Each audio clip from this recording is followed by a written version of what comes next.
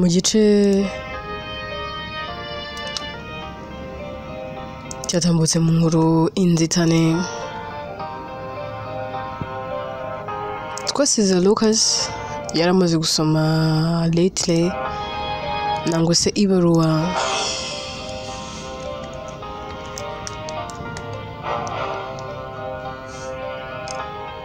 yari yandikiwe n'umugore we Jinta ndetse ubwe ku giti cye yararimo avuga ko atari kubyumva uburyo umugore we yamusiga muri we umutima wari wuzuye ishavu n'intimba n'akababaro ndetse yararimo yibaza ati se mana ibi bintu biri kumbaho ubundi ni ibiki iherezo ry'ibi ni irihe inkuru yacu reka n'ubundi tuyitangire kuri Lucas agira atya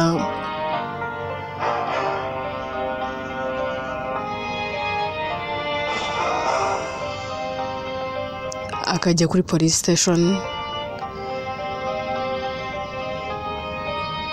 aragenda agatanga ikirego kugira ngo bamufashe gushaka Jinta ndetse atanga amatangazo hose amafoto akayakwirakwiza ku mbuga nkoranyambaga ahashoboka hose aratangatanga byibura ngo arebe ko yabona umukundwa we ari we Jinta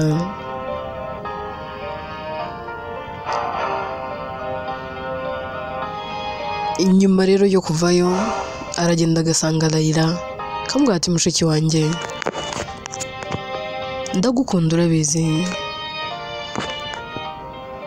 twonse rimwe ni wowe ungwa mu ntege urankurikira uri bucura bwa mama ndetse na data urabanza ukanikurikira mu buzima bwanjye ariko basi nyemerera nkubwira agahinda kanjye ese byibura wantiza ibitugu byo kuririraho Layla ati ndakumva musaza wanjye mbwira nguteze yombi ibitugu byanjye iteka bizajya biba bihari ku bwawe uri amaraso yanjye uranabizi ko ngukunda kurenza abandi bose tuvukana ntabwo nzi ukuntu mfata nuko ntekereza ariko urudasanzwe mu buzima bwanjye Lucas ndagukunda nagize umwako uba musaza wanjye ngira ngo hariya tuza kuba ntacyo dupfana njye na Jinta twari kuzagupfa menya hari twari kuzakurwanira Lucas ati ndabizi ko nkunda ariko basi ntega amatwi ndumva mfite ubwoba ndumva mfite igihunga ndumva ntazi mu mutwe wanjye ibintu byose byivanze intekerezo zanjye zose ntiziri gukora neza ndumva rwose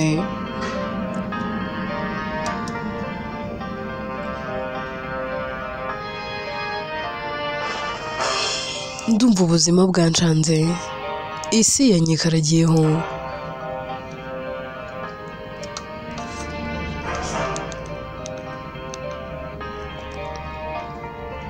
ndakora iki mwana wa mama umugore wanjye ndamubuze mbonye ibaruwa ndende yanyandikiye gusa icyo mbashije kubonamo ni uko yambwiye ko atagishoboye kwihanganira uburibwe ari kunyuramo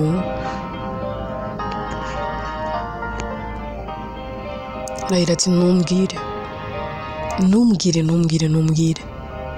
Jinta ntabwo usanze mu rugo ndetse oya mwana wa mama reka nkubwire maze igihe kinini cyane ngerageza gufata umutima wanjye ngerageza kwiyumanganya no kwihagararaho bya kigabo ariko umutima wanjye urananiwe umutima wanjye urashengabaye wuje ishavu n'intimba njye nicara ngashaka ikintu kigeze cyanejeza mu buzima nkagishaka nkakibura nibyo nari nabonye navuga ngo byari kunezeza bigatuma numva nishimye ari by'abana banjye Abi na Bright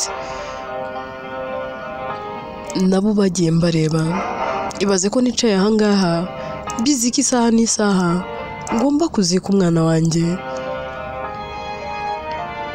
none ngeze umwaku n'umugore wanjye ndamubuze. Rahira basi uri kubyumva? Ese urumva uburyo ndemerewe? Urumva uburyo byanshanze? Harya ngo amarira y'abagabo atemba ajya mu nda? Ntabwo ngishoboye kwihangana. Rahira mbwira, koko Imana ibaho? Nose koko iradukunda? Ngo urukundo rwayo ni rurerure cyane, ngo ntawarurondora. Niba koko idukunda, wayi bigenda gutya? Kuki duhora tubabara? Kuki duhura n'amakuba n'ibyago? Kuki dupfusha buri munsi? Kuki tubabara? Kuki turira? Iyo Mana koko ibaho?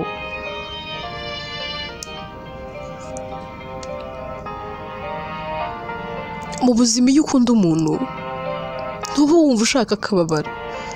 Ukora uko ushoboye ukamurinda ishavu n'intimba, ukamurinda amarira, ukamurinda kwicuza impamvu yakumenye n'impamvu yaguhisemo. Icyo nicyo gisobanuro cy'urukundo navuga. Ariko se niba koko njya numva ngo Imana idukunda kurusha uko ababyeyi badukunda, abagore bacu badukunda, ntabwo se tw'abagabo twakunda abagore bacu. Ariko hari ikintu ntari gusobanukirwa. Bishoboka bite? Ubundi biza gute? Bikunda gute? Niba koko iyi Imana idukunda urwo rukundo, bigenda bite kugira ngo tubabare? Binyura mu zihe nzira? Ese umuntu aba yacumuye iki kugira ngo anyure mu buribwe nk'ubu ngubu? Ndumva ngiye gusara, ndumva nataye umutwe, ntago nabasha kubihandoringa. No kwikontorora byananiye. Ngize kubura imfura yanjye, n'uwo Imana yari inshumbushije nawe aragiye. Umugore wanjye ndamubuze. So what can I do? Nkora iki? Ndeka iki? Mbigenze ne? Rahira yegereza musaza we akambwira ati bro, calm down, tuza. Nta kintu kibaho gitunguye Imana, nta n'ikibaho Imana itakizi. Ibyo uri kunyuramo byose n'ibyo uri guhura nabyo, Imana izi impamvu yabyo. So please, ndakwinginze gira umutima ukomeye. Ndabizi Abi ahantu ari ntago yakwishimira kuko ubona umeze gutya, ndetse na Bright nubwo yarakira uruhinja nawe sintekereza ko yabikunda. Ikindi umugore wawe Jenta akunda kukubona ukomeye.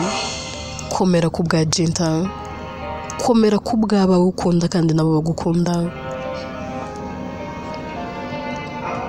Wikumva ko byakurangiriyeho, wikumva ko byagushobeye. Iri mu ruhande rwawe ntago izabura kukugirira neza ndetse no kukurindira.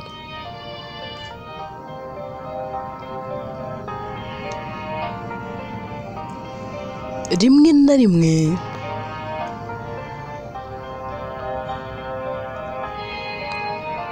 ibi tuho ntacyo tuba dufite twabikoraho, ndetse nta n'icyo tuba dufite cyo kubihinduraho.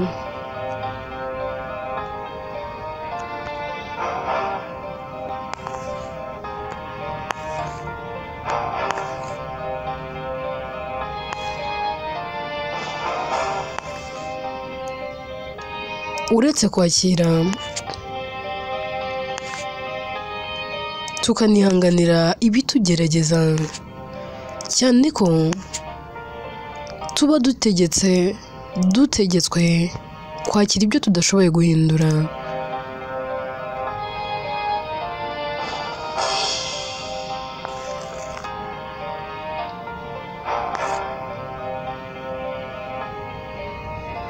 Ndakwinginze witakaza icyizere, umutima wawe ujya kure cyane.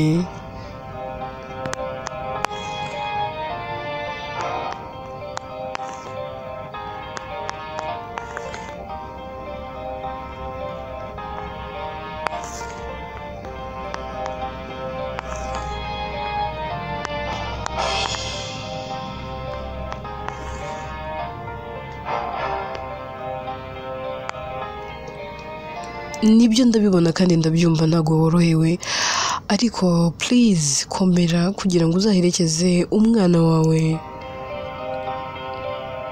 byibura mu cyubahiro.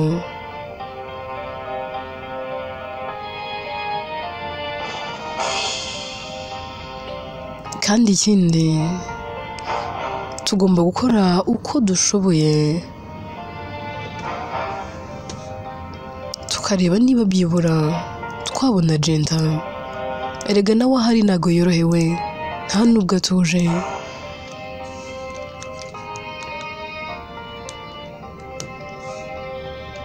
Njyewe ndamwumva, nanjye ari njyewe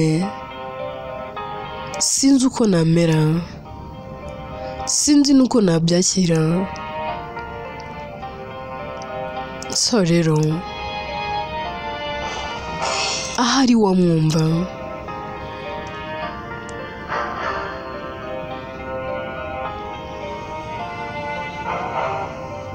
Iminsi rero iragenda ikicuma. Lucas n'umuryango we bagaherekeza Bright mu cyubahiro. Jenta nawe ubu hari, polisi ikomeza gushakisha.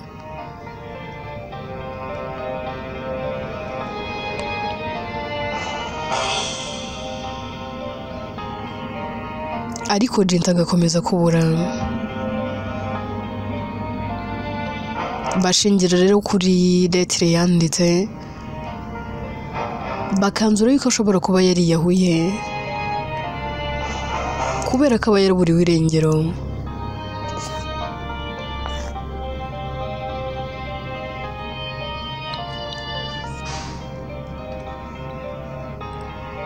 Lucas rero abura umugore we Jenta. Kubyumva no kubyakira bikamugora.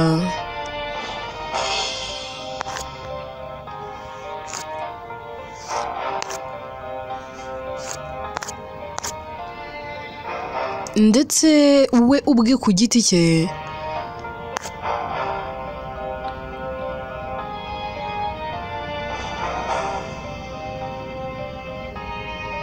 aba yicara hamwe yakibuka umugore we agasuherwa.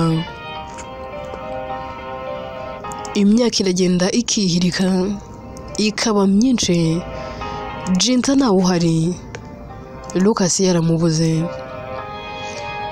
Agera aho akiyakira, akakira ko umugore we atakiriho.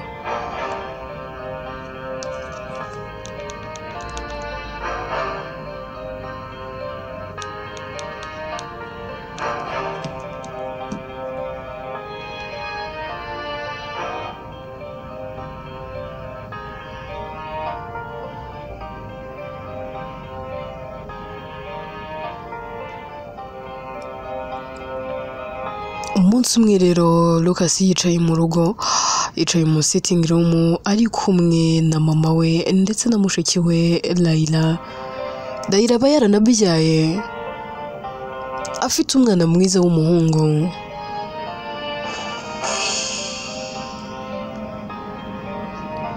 Arimo aganira na mama we ndetse na mushiki we. Layla atangira aganiriza musaza we, kamubaza ariko se basomeza ute? Lucas ati nakumera neza ntago. Layla ati niyi imyaka yose ishize nabu ntabwo urakira ko umugore wawe atakiriho. Nibyo wenda ufite agahinda ko utigeze ubona mayiti ye, ahari wenda ngo ube waramuzitse, ariko ahandi wenda byibura wakabaye wakira ibyabaye. Ugomba kwakira ukuri kuko umugore wawe atagihari. Akira yuko Jenta atakiri muri iyi si y'abazima.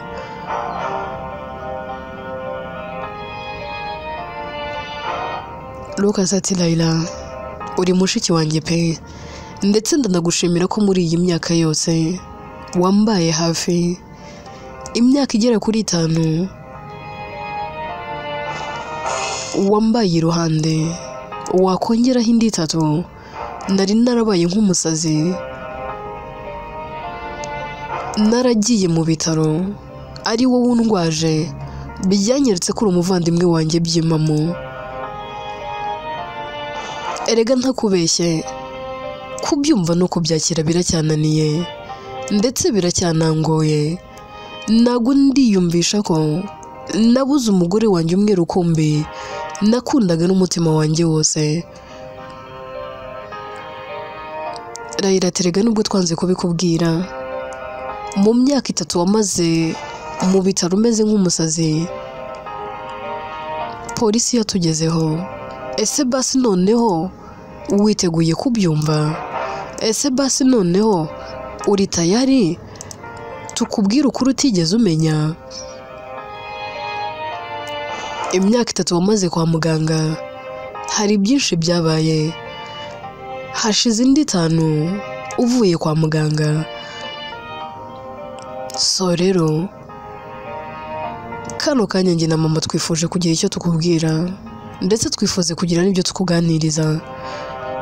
Lucas ati sibyo ni ibiki? Ibyo mugiye kumbwira se basi birangarurira Jenta? Raila ati kandi nanone bro uratangiye muvandi wintera agahinda. Nugatume ntekereza cyane, nugatumye numva nanze isi n'abantu ndetse nkumva nanze n'ibituye kuri iyi si byose. Nugatumye mburanye Imana cyane mu mutima wanjye. Ndabizi ni worohewe, ndanabizi nunatuje, yewe ndanabizi kutishimye, ariko please bro wintera agahinda, wintera agahinda. Ndakwinginze wingarura mu byo nashaka kongera gutekerezaho. Nanjye iyo nibutse ko umugore wawe atagihari,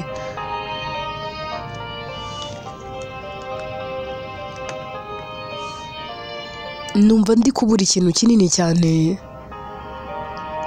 ariko tugomba kubyakira. Lucas ati ngaho noneho mbwira ni ibiki byabaye mu myaka 3 namaze ndi kwa muganga. Nari narataye ubwenge n'ubwonko bwibutsa. Raila ati wibinyura kure, wari warabaye nk'umusazi, wari warasaze neza. Wirwa uvuga ko nta kintu ugomba kurya, nta n'ikintu ugomba kunywa utarabona Jenta. Twakuzaniye abakobwa benshi banyuranye pe. Twagerageje no kuzana zimwe mu nshuti zawe za kera, yewe no mu ba ex bawe mwagiye mukundana mbere y'uko urana Jenta, ariko bose warababonaga kababwira ati nimumve imbere, mwebwe ntago muri Jenta. Wanyuze mu buribwe pe, wanyuze mu bikomeye pe. Ntago mbizi, ariko no kuba ukiriho n'imbabazi z'Imana. Nari mfite ubwoba ko rimwe nawe uzagera aho ngaho ukagenda. Ako bro ukwiye gukomera. Lucas ukwiye kwiyubakamo icyizere, ukongera ugahaguruka ugakora. Ahari wenda birashaririye kandi biragoye kubyumva no kubyakira, ariko nyine mera nk'uwo muto ushaririye kuri urwo rwego. Ese utekereza ko aho Jenta ari anejejwe no kubona uko umeze uko nguko? Lucas ati none kuki yansize? Kuki yagiye akansiga? Niba bitamunejeje kuki yagiye? Mama wahera ko akabwira Lucas, akambwira ati mwana wanjye, muhungu wanjye, wowe umwe rukumbi mfite, reka ngira icyo nkwibwirira. Nibyo tunyura mu buribwe pe, tugahura na byinshi, tugahura n'agahinda ndetse no kwicuza. Ndabizi ko wakundaga umugore wawe pe, ariko wikomeza kwiyica urubozo.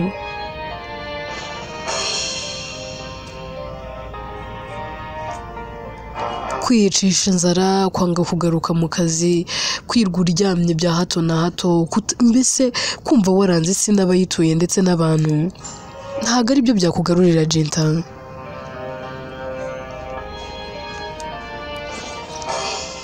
Biragoye pe.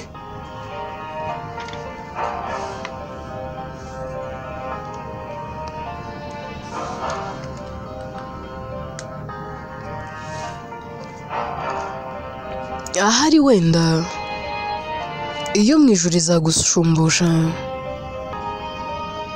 Lucas ati ndumva ibyo muri kumbwira ntashaka kubyumva, ahubwo mumbwire n'ibiki byabaye mu myaka 3 ishize. Raila ati se ko none urakaye turabikubwira gute? Lucas ati niba ari ngombwa ko mubimbwira ni mubimbwire, nkeneye kubyumva, niba nabyo ari bimbabariza umutima byiyongere ku bindi.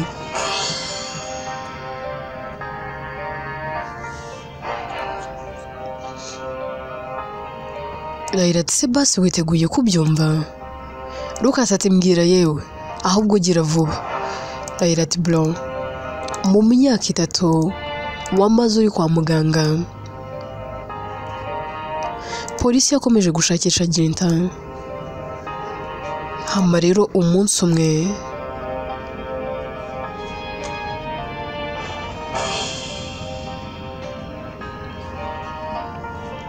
polisi yaraduhamagaye, ariko kuko utari umeze neza ni njye wagiye kwitaba mu cyimbo cyawe. Ngeze kuri polisi nasanze babonye umurambo wa Jinta.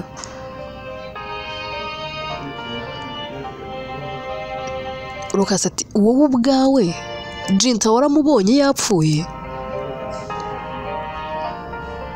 Nizere kuri gukidinga, nizere rwose ngiye umugore wanjye ntago yapfa, ndabiza zangarukira. Ati musaza wanjye nkunda, waritse kuntera agahinda koko, njyewe naramwiboneye n'amaso yanjye. Lucas ati warabibonye isura ya Jinta, warayibonye wowe? Warabibonye ko ari we?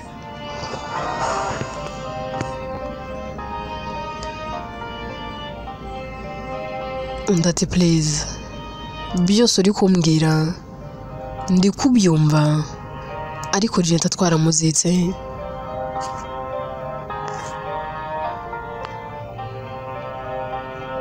Ntawe ukiriho, akira ukuri kw'ibyo byose ndi kukubwira. Naragerageje, nakoze uko nshoboye, tumuzika mu cyubahiro. Nanjye nkimubona ntago nabyizeye, ariko nabyizeye neza uko tumaze kumuzika. Ikindi wari uri kwa muganga, ntago situation wari urimo yatwemereraga kugira ngo tukubwize ukuri, tube twakubwira ko umugore wawe atakiriho. Na nyuma y'uko uvuye kwa muganga, condition wari urimo ntago yatwemereraga kubikubwira, ariko dore hashize imyaka 8 umugore wawe nawe yaragiye. Lucas mu gahinda kenshi ahera kakabwira mushiki we ndetse na mama we, kabwa ati murakomeje? Ese kuko biri seriye? Umugore wanjye ntawe ukiriho, maze iyi myaka yose mutegereje, vuga na hari wenda azagira mu wagaruke. Ntago nizeraga ko yaba atakiriho, numvaga hari ko wenda yagiye azangarukira. None koko Jinta wanjye yarapfuye? Seriously? Ndumva niyanze, ndumva ntanze isi, namwe simba shaka. Niba ntari kubona Jinta, ubundi si ubwo nsigaranye iki? Ese uko niko Imana yitura? Uko niko Imana ihemba? Ntago mbyumva.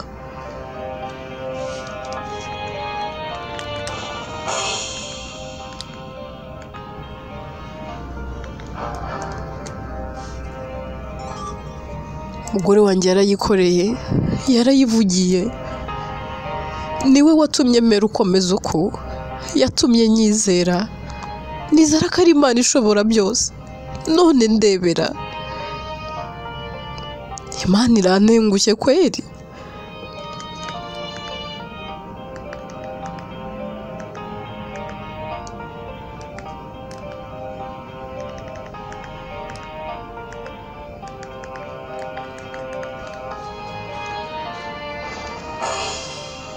Nahoraga nizeye, umugore wanjye yajyaga ambwira ngo kwizera kurarema, noneho kugira ngo indemere ibizima, indemere ibitangaza, indemeye inkuru mbi kweri.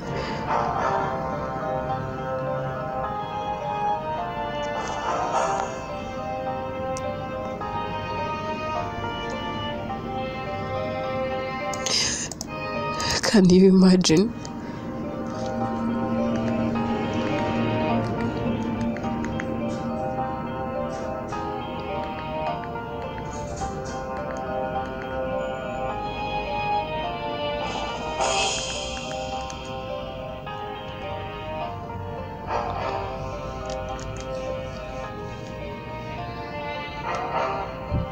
Basi iyo mushaka ibindi mumbeshya, byibura mukandema n'umutima, mwumva ko hari igihe kizagera nkamubona.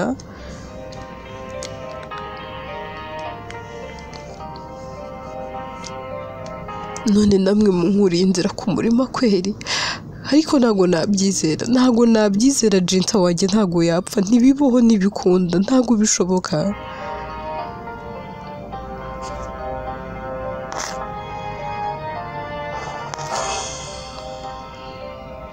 Lucas yegera mama we akamubaza, mama uri mama wanjye ntiwambeshya, nawe urabyizera ko Jinta atakiriho? Undi ati nibyo mwana wanjye, twaranamuzitse. Lucas atoya, basi nimujye kunyereka aho mwamushyinguye, tugende munyereke imva ye. Nta kindi Layla na mama we bakora, bajyana Lucas. Lucas kuko akihagera ahasanga imva eshatu.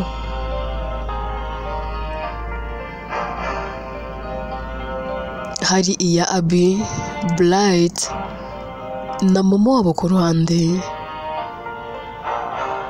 Lucas atoya, reka nizere ko ndi kurota, reka nizere ko ndi mu nzozi. Atangira no kwikubita inshyi asa n'uwibabaza, avuga ati Layla, mbwira ko ndi kurota, mbwira ko ibyo ndi kubona atari ukuri, mbwira ko izi mva zose ndi kubona aha nta n'iyi n'imwe ya Jinta irimo, ari Abi na Bright gusa. Ngenda cyamutegereje, ntegereje umugore wanjye, ibyo mumbwira simbyumva. Yegera imva ya Jinta akareba ifoto iriho, akavuga ati hoya, ntago ari wowe, ntago nakizera ko wagenda gutyo. Ese ubundi wansiga se bigakunda? Waransezeranyije, wambwiye ko utazigera unjya kure, wansezeranyije ko nkunda byiteka ndetse tukazabana ubuziraherezo, none waragiye. Oya. Lucas yicara ku mva ya Jinta akavuga ati simva hano, nanjye ndaguma aha, tugomba kugumana hano. Niba warahisemo kugenda ukaza ahangaha, nanjye ndaguma aha tugumane, ndetse n'abana bacu. Nakifuje ko nanjye nahita mpfa, ndifuza ahari ko nanjye naza nkabasanga. Lucas mu mutima aribwira, kavuga nta kintu nsigaranye, abana banjye baragiye, umugore wanjye nawe nuko, ubundi simaze iki kuri iyi si, bimariye iki kuba ndi kuri iyi si? Ahera akagahaguruka agatangira yiruka, mu mutima aba yibwira atahari reka niruke, ningera muri kaburimbo nshobora kugira ihirwe nkahura n'imodoka ikangonga, nkazira umugore n'abana banjye. Lucas yiruka asa naho yahaze ubuzima yumva atagikeneye kubaho. Layla ndetse na mama we bagenda bamukurikiye bamuhamagara. Inkuru yacu reka tuyisubikire ahangaha. Ase Lucas azagera aho yiyakire nangwa biraza kurangira nawe yiyahuye yipfire, cyane ko atari kwakira kubura umugore n'abana be. Inkuru yitwa Inzitane. Byose twibaza tuzabyumva mu bice bizakurikira. Njyewe nitwa Atete, ninjye uyandika kandi ni nanjye uyibagezaho.